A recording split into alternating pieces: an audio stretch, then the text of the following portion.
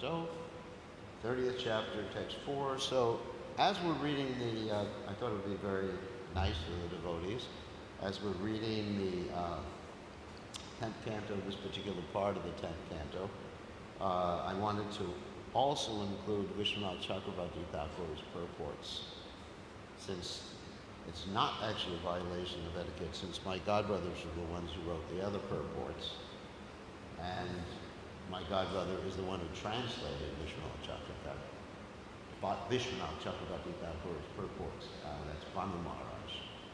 So I thought we could really understand thoroughly what's going on if we hear. I mean, I have more purports than this. I have the purports of Sanatana Goswami, Jiva Goswami, etc. But I'm not going to go through all those purports. But I think Vishwanath Chakravarti Thakur, as the Rasacharya, explains.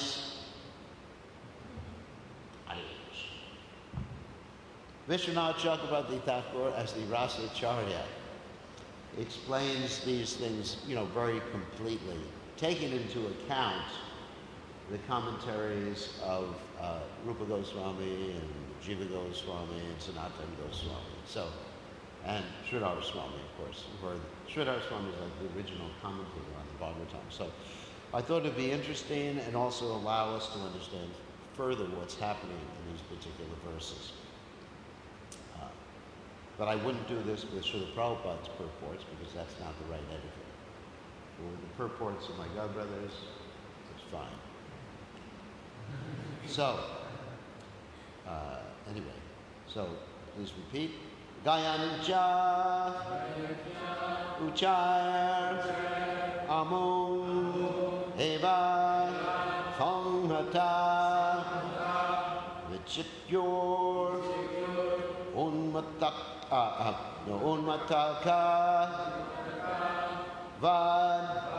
Vanad, Vanam, Praprachur, Akasha, Vad, Antaram, Bahir, Bhuteshu, Santam, Purusham, Vanaspatin, Gayanchocharamum eva sanghata,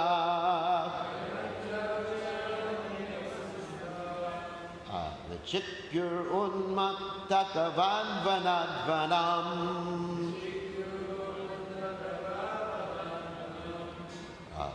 Prachura kasha vadhantaram bahir, Uteshu santam purusham vanaspatin, Gayancho charamumeva sanghata, Vichitpurun mattakavan vanadvanam, Prachura kasha vadhantaram bahir, Uteshu santam purusham vanaspatin, Gayancho charamumeva sanghata, Vichitpurun mattaka vadvanadvanam, Prachura kasha vadhantaram bahir, Bhuteshu santam purusham vanaspatin. Okay.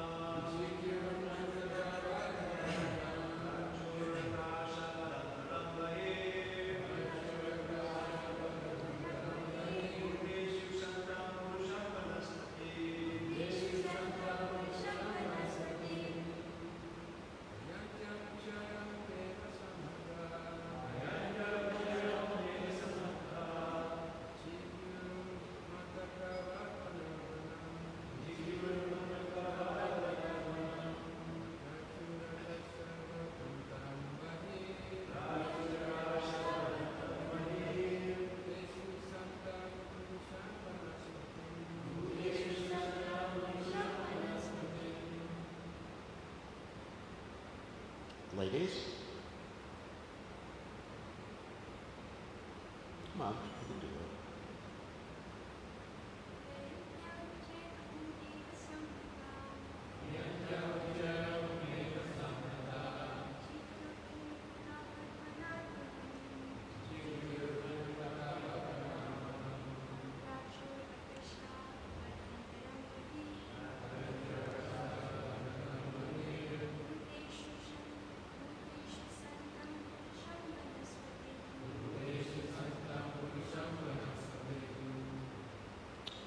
Alrighty. Gayantaha, singing. Ujjahai, loud. Amu, about him.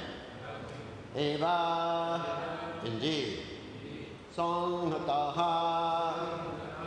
together in a group. Vichipyuhu, they searched. Unmatakavat, like mad women. Vanat vanam, from one area of the forest to another. Paprachuhu, they inquired. Akashavat, like the sky. Antaram, internally. Bahi, and externally. Bhuteshu, in all created beings. Santam, present. Purusham, Supreme Person. Vanaspatin, from the trees. Translation, singing loudly of Krishna, they search for him throughout the Vrindavan forest like a band of mad women. They even asked the trees about him, who, as the Super Soul, is present inside and outside of all created things, just like the sky. So, purport by the servants of His Divine Grace, A.C. Bhaktivedanta Swami Prabhupada. Lost in the madness of love for Krishna, the gopis inquired about him from even the trees in Vrindavan. Of course, there is no actual separation from Lord Krishna, since he is the all-pervading Super Soul. So, Om Gana Tukadanda Shara Kadanjana Shanakya Chakshu Viditam Yena Tasmai Shidave Namaha Gachancha Puchara Bhumi Vasangata Vichurun Mattakavad Nam Pachrakasha Vadantaram Vayi Uddeshu Santam Purusham Vanaspatin. So I'll speak a few words before I read Vishwanath Chakravarti Thakur's purport here. That, this very much reminds me of Lord Ram's pastimes. When Lord Ram, of course, and Lakshman, but Ram in the beginning was running after the deer, the golden deer. And when he killed the golden deer, he discovered it was Marich. And when Marich died, he cried out, "Oh, Sita! Oh, Lakshman!" In the voice of Ram, of course, not like that. "Oh, Sita!" I don't know what the voice of Ram was like, but anyway, he cried out, "Sita!" And then Sita, of course, insisted that Lakshman go and try to find Ram and save him. Lakshman didn't want to do it, and Sita said, basically, you've been thinking all along of having me for yourself. And of course, she didn't think like that, but she was so much in anxiety. When people are getting anxiety, they say things they don't really mean. So then, Lakshman goes, and in the meantime, our good friend Ravan comes down. And he first appears as a Brahmin, and then he manifests as 10 heads and 20 arms, and basically puts Sita on the chariot. Sita's on the chariot, and as they were flying away, and she's crying, Jatayu comes and destroys the chariot. The chariot is being pulled by asses. asses and these donkeys with human heads on them, like ghouls. And Jatayu like cuts off all their heads and destroys the chariot.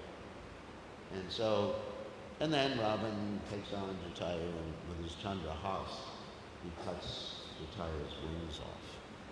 I think you all know that story. And then Ravan, with his own power, he's able to carry Sita Devi away. He doesn't go in the chariot, he actually carries her away because he's able to fly in the air without a chariot. And he takes her back to Lanka, and she's fine, etc. So then, getting to the point of the story, then Ram and Lakshman come back and they're feeling some inauspicious things. Actually, their left eye is throbbing. And that's an indication with men when their left eye is throbbing like that. Whenever that happens to me, I just hold my eye so it doesn't throb. That's an indication something bad's going to happen, or something bad has happened. With the ladies, it's opposite. And the right eye is going, it's bad. The left eye is good. So, anyways, you got to remember that. Next time you're out, just lock the door of the house, don't go out, because something's going to happen. Now, don't worry about it. Chant Hare Krishna more, and that will mitigate any sort of bad karma. So anyway, so getting back to the point, so Ram and Lakshman come and they find Sita Devi is not there, and Ram is just like completely bereft. He says, go look by the lake or by the river and see if Sita Devi is there.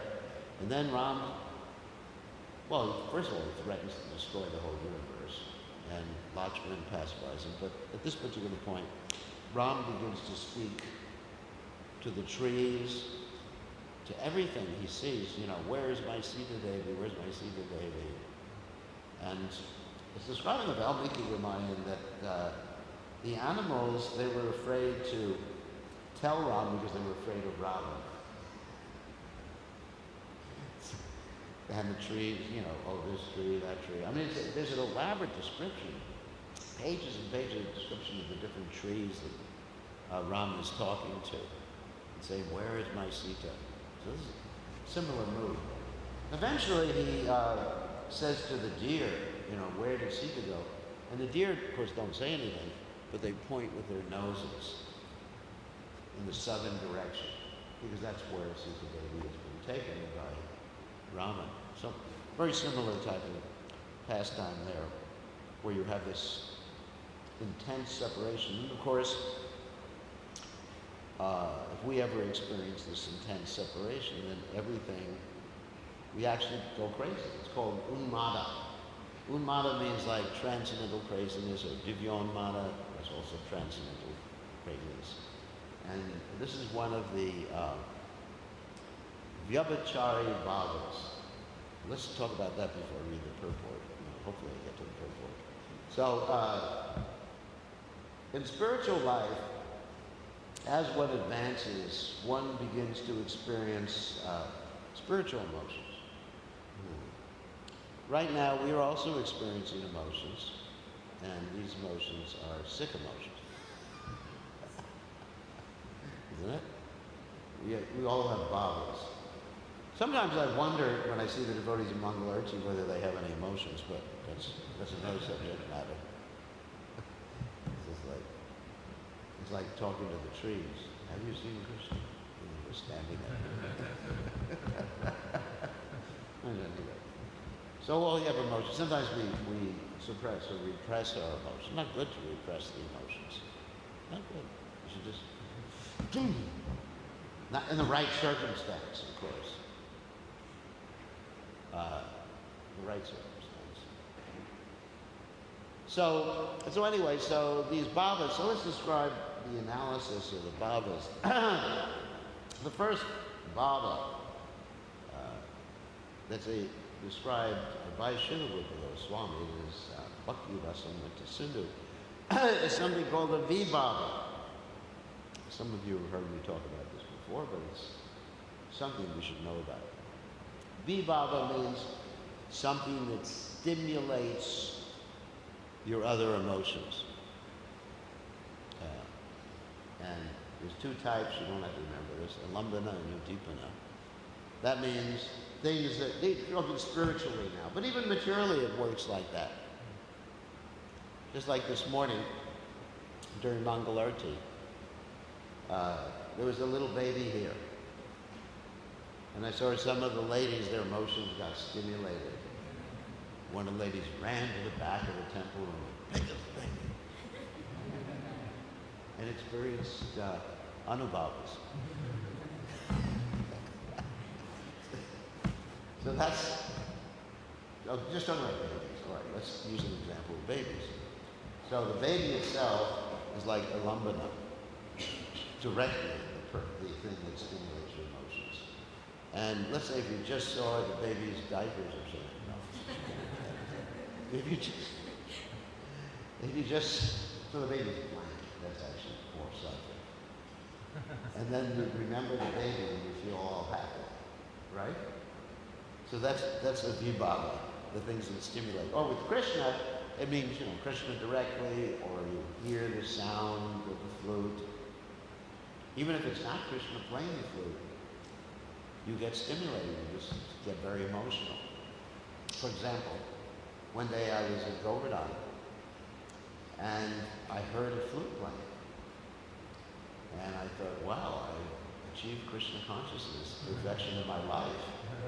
It's Krishna, and I was ready to run out to the forest in my swarup.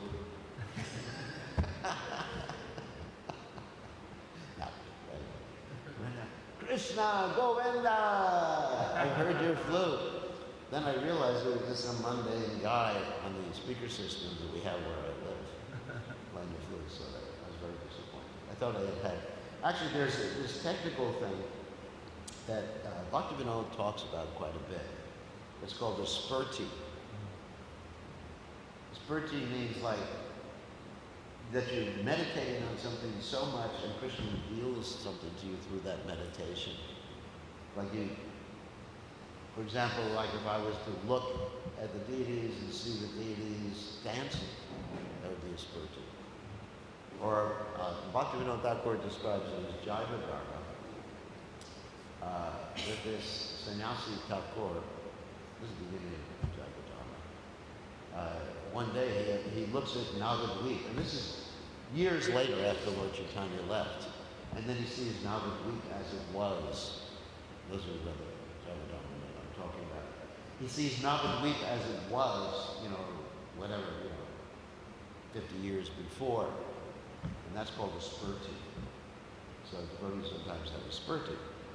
So anyway, that a vibhav thing, so let's say with Krishna, if you hear the sound of the flute, or in the case of Mukunda, Lord Chaitanya's associate, he saw a peacock fan that was being used to fan the Nawab Hussain Shah, and he fell to the ground in ecstasy. So that's not directly with Krishna, but things related with Krishna. But a pure devotee, Premanjana Charita Bhakti Vilochanena Sanpakshadaiva Vilokiyamati Yam Shana Sindura Achinchadu A pure devotee sees Krishna because his eyes are tinged with the salve of love. Now, what does that really mean, Yam Shana, that he sees Krishna everywhere? I mean, when I first joined the movement, I thought, how can he navigate this world? If he's seeing like little Krishnas floating in the air, whatever, looking in everyone's heart and seeing Krishna, or some people have in their heart Durga, whatever. In Fiji. So, what does it mean? It means that you see everything connected to Krishna.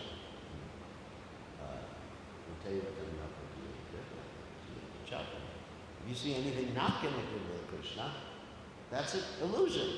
So in other words, you see this is Krishna's table, this is Krishna's microphone, his body belongs to Krishna, isn't it? Vishavasham idam sarvam, basic stuff. And it reminds you, everything becomes a vibhav for a pure devotee. It's amazing. And for us, everything becomes a vibhav for emotional, for material emotions. look at someone like a young boy looks at a girl. Stimulate his hair's on that end, you know. So girl, kirtan, Richard Gita, Raditramanya, Manaso, Rasena. Poor boy. Boy kirtan, Purusha, kirtan, and Richard Gita. Raditramanya, Sri, kirtan. You know, you got the message. So that's what a vibhav is. And, you know, in the second verse of the Guru Vaishnava, we actually got Shrat Mahaprabhu Kirtan and Richard Gita.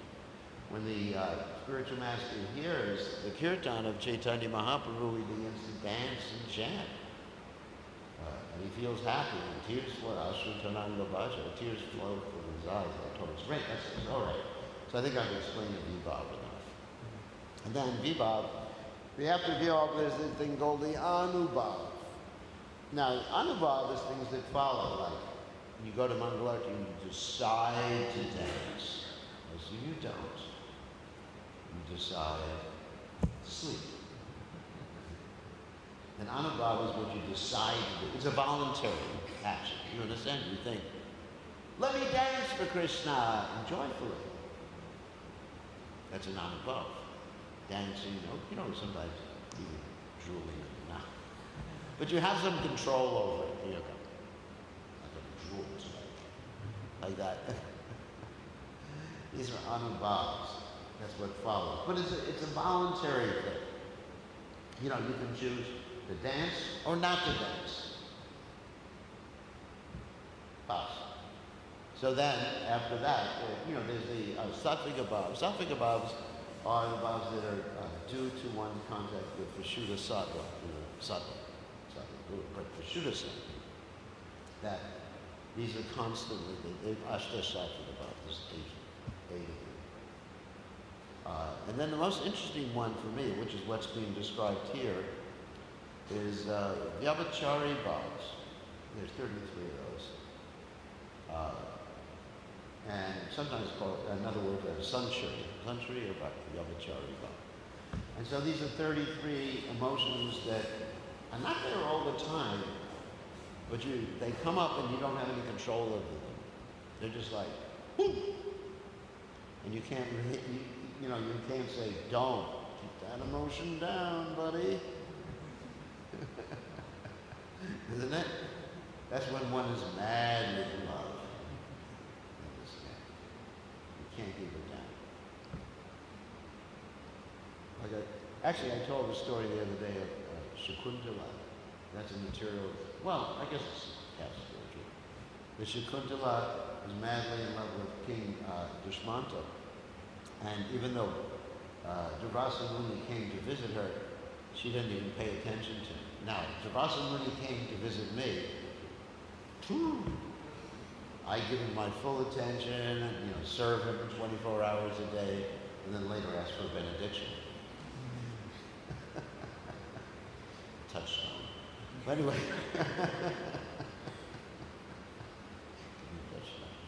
Spread the movement, turn everyone to gold.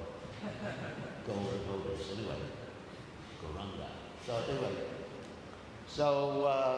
so she was so much immersed, and therefore she got cursed by Durvasa Muni. Famous story. I'm not going to tell it right now. So anyway, talking about these Sanchari Bhavas, Lord Chaitanya exhibited that when he first went in to see Lord Jagannath, and he just, one of the Sanchari Bhavas is death, but not death, die, but for all intents and purposes, you're in a coma. And so Lord Chaitanya went into a spiritual coma when he saw Lord Jagannath, and everyone thought, well, this is dead. But Sarvabhauma Bhattacharya, he held a little bit of cotton by Lord Chaitanya's nose, and you can see that there was a little breath coming in and out. Then the devotees chanted, Hare Krishna. And after he went to the house of Sarvabhauma Bhattacharya, and then he came out of this particular mood. And of course, Lord Chaitanya exhibited some of these Sanchari Bhavas, like smashing his head against the wall, the Gambhira, running into the ocean, floating down all the way to the Kornak, to the sun god temple. You know, these are, or anyway, so many, but more than we could ever exhibit, because for him it was Mahabhav.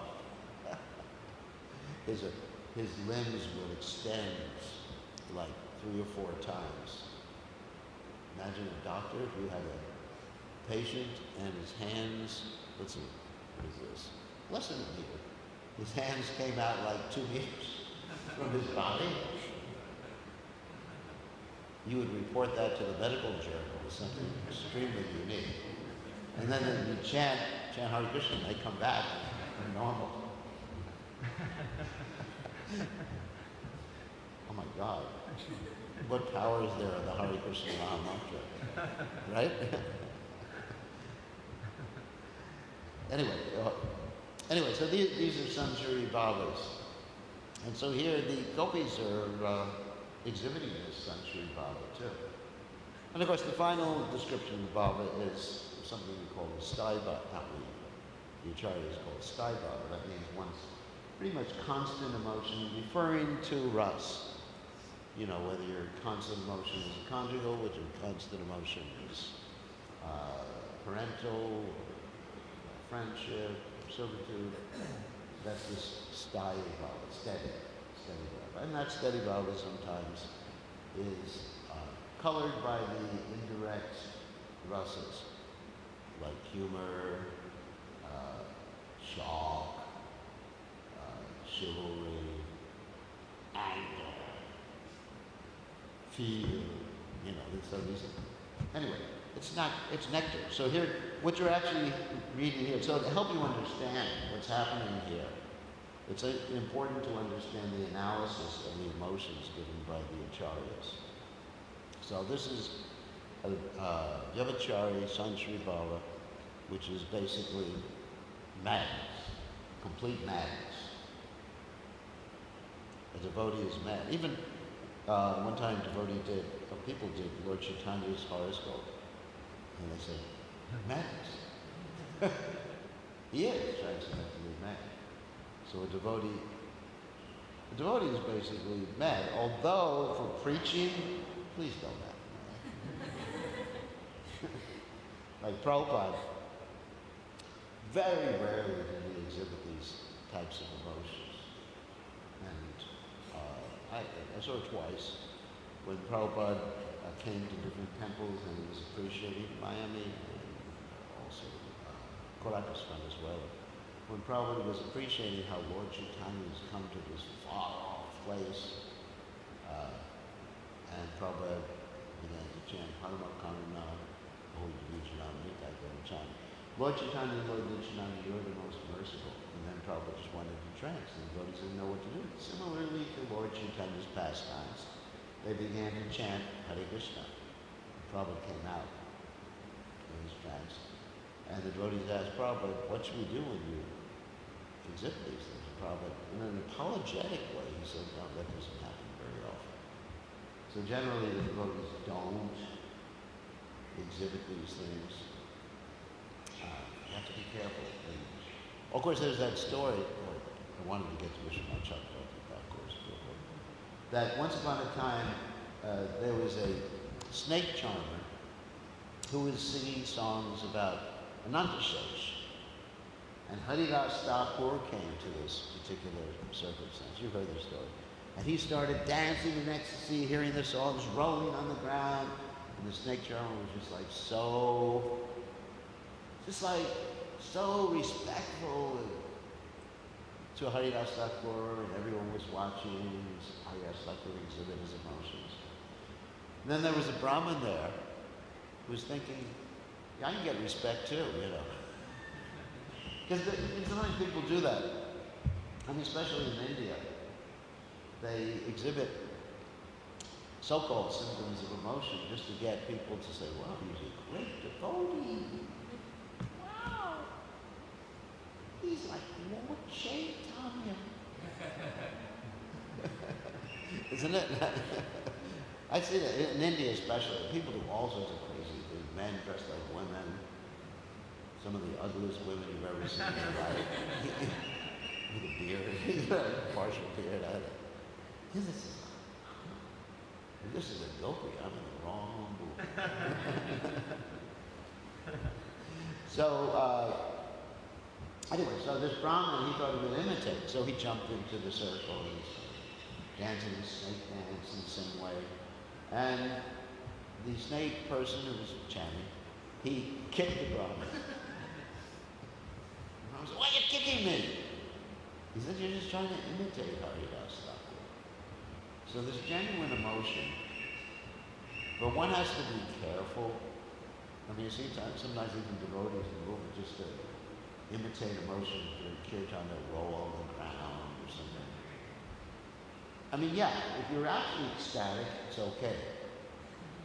But if that happens every time you lead kirtan, there's something happening. You know, it's not that you display your good fortune to people. You're not so fast. Isn't it? People play in the Ganga. I remember one year, I was in Mayapur, and there was this is when Prabhupada was president, and there was the devotees had organized a kirtan competition. You know, and there always Bengali kirtan groups came, and some of them were so good they could make the Mridanga chant Hare Krishna. Seriously, they could go, Krishna Krishna, you know, really they talked. I'm not just joking about it. But it was so like flamboyant. Anybody who's been to Bengal knows what I'm talking about. Really. Like they were Lord Nityananda, Lord Chaitanya, whatever it is. And Prabhupada said, Nanda, stop the competition. You know, people competing as to who could lead the most ecstatic kirtan. You know, devotees, they always have this competition spirit. I mean, I remember another thing in Los Angeles, this is about competition, they used to have Krishna Bowl every night. Krishna Bowl? It's like a game show, like who knows this pastime, Krishna, you know, like something like you see on the television. I don't know if you see television. You don't have television. But they have these game shows, like with panels and things like that. And for $50, of course we didn't do money. Who did Krishna kill after he imitated him by tying on 2 hands to his back? You have 10 seconds to answer this question. Panel. Pondraka. You would have trip to India. No, anyway. So, Prabhupada said, what's this nonsense? You know, Prabhupada said we can try to invent many things with our Western mind and Indian mind. We just invent all these new procedures. So Prabhupada didn't appreciate that very much. His inventive spirit. So anyway, so let's read Vishwanath Chakravarti Thakur's purport, which I didn't need much time for. It is translated by Vanu Maharaj, my dear God. He's a genius. Vanu Maharaj has translated so many literatures, Sanskrit literatures. Very quiet, humble devotee. He's not even accepting disciples. He's so humble. And he's just like, what could I say? He's like a perfect devotee. You met Vanu Maharaj, right? He's a perfect devotee. So my God was like him, just like worship him. So when Unmada gave up its deep state and became somewhat stable, the gopis began to search for Krishna in a half-conscious state. In other words, they were completely crazy. And then when they became half crazy, they had the wherewithal, intelligence to know, oh, we should go look for it.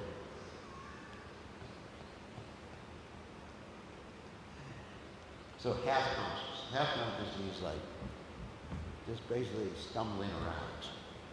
That is described in this verse. Grief-stricken because of separation from their beloved, they thought we must search for him.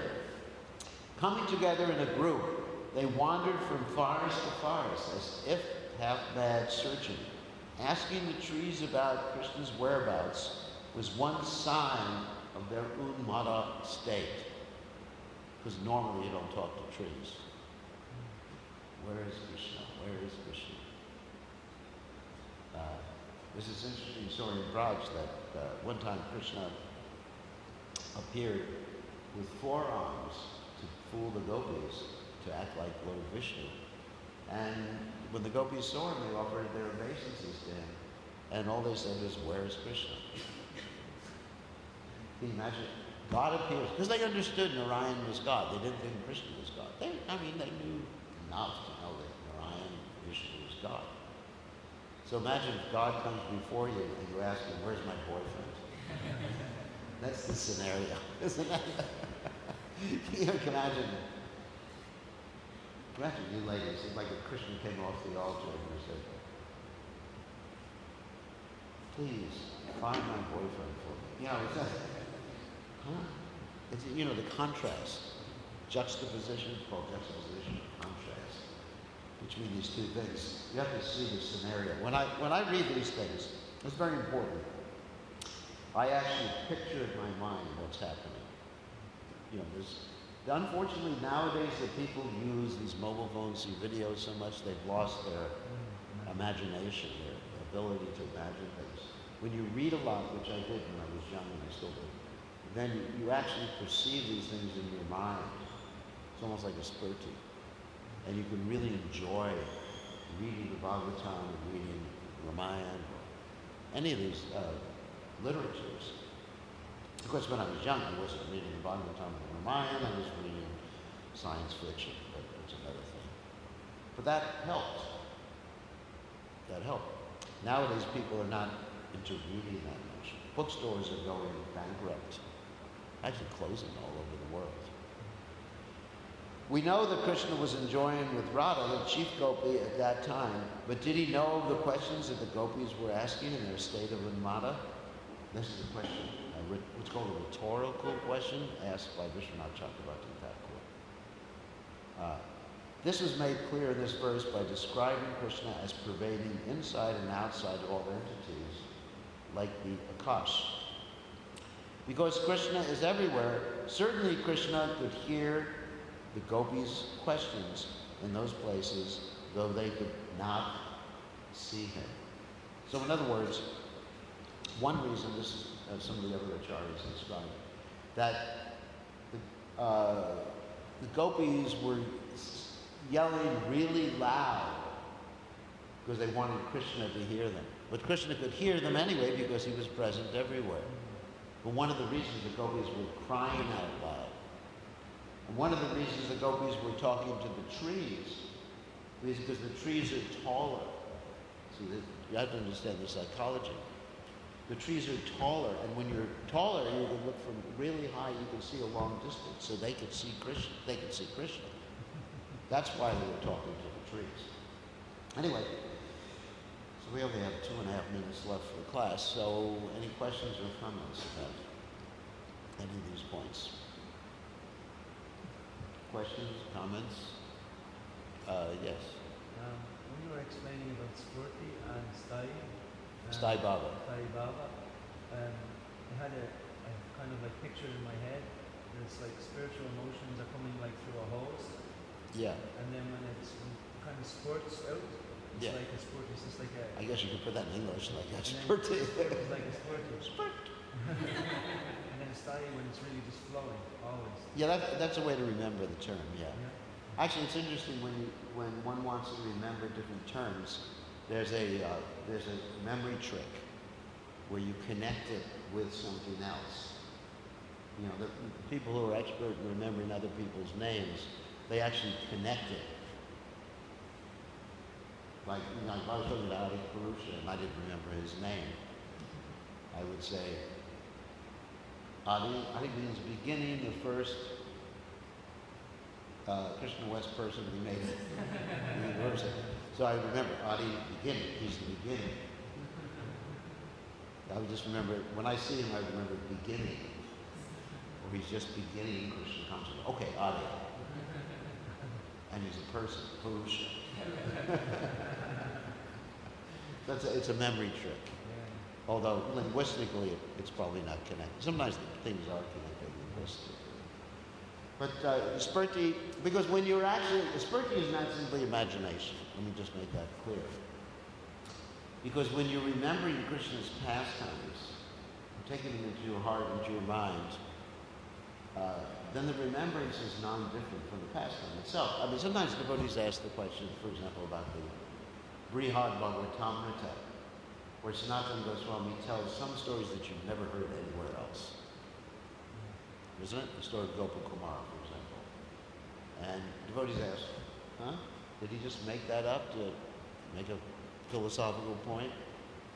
Well, because he's meditating and perceiving that, and he's a pure devotee, it's happening. You know, Krishna's pastimes are like that. Because when a pure devotee meditates on something, because the meditation on Krishna and his pure devotees, Krishna and his pure devotees are present during that meditation. So the devotee, by his desire, can actually control Krishna. And that pastime actually took place. Even you say, well, it was just imagining, but it took place. Now, some things, like the story of Puranjana, obviously metaphorical in the Bhagavatam, you know. I don't think there's anyone like Puranjana, literally, who, you know, went to the city. No, of course, we're all like Puranjana. You know, we're all going to the gates of our body to enjoy. Like after the morning program, we go to the mouth gate. Meet Prashada. As they say in Spanish, Boriga llena corazón contenta. Right? You want to translate that for me? When your stomach is full, your heart is content. Your heart is excuse me, because whenever I start laughing, I start coughing. It's not the virus. It's the humor virus. So anyway, so Spurti is actual manifestation. It's not just imagination. But if we're actually even imagining Krishna according to Shastra, not just like our own mental speculation, Krishna appears. That's the amazing. We think of Krishna, literally, you know, think of Krishna under the directions of a pure devotee, in accordance with Shastra. Krishna appears in our hearts. I mean, he's in our hearts, but he actually manifests his presence to us. You can actually see Krishna in your heart of hearts. Isn't it? Sandakshadaiva, Vidyauchi, Vilokayati. You can actually see it. If you meditate, if you picture Krishna in your heart, you can have a spurti. It's a fact. You don't have to be like a pure devotee to have a spurti. The sannyasi, wasn't a pure devotee at that particular point. Such an interesting story in Jaiva Dharma about the sannyasi. The sannyasi actually was a Mayavadi sannyasi in the beginning. Sorry, 1 minute. He was a Mayavadi sannyasi in a minute, and one devotee on Harinam just came by him. He was in Benares, you know, meditating on Brahman, had realized Brahman. Anyone read the Jaiva Dharma? No. He had realized Brahman, and the devotee came by him, and the sannyasi was Om Brahmaya Namaha, Om, whatever. Om. And he felt ecstasy for the first time in his life, ran to Navadvip, took shelter, one of the Babaji's there, and later on, by the process of sadhana, and Suva Krita there too, he was able to proceed. So that's us. Many of the stories Bhaktivinoda Thakur tells are really relatable about us. You know, whether we're Mayavadis or there were stories of attached householders, which I could tell another day, who simply wanted money, who became pure devotees. It's about us. It's wonderful, isn't it? It's about us. You can become a pure devotee. You can have this birthday. On that happy note, thank you very much. All glories to His divine grace, to the Prabhupada. But you have to be enthusiastic.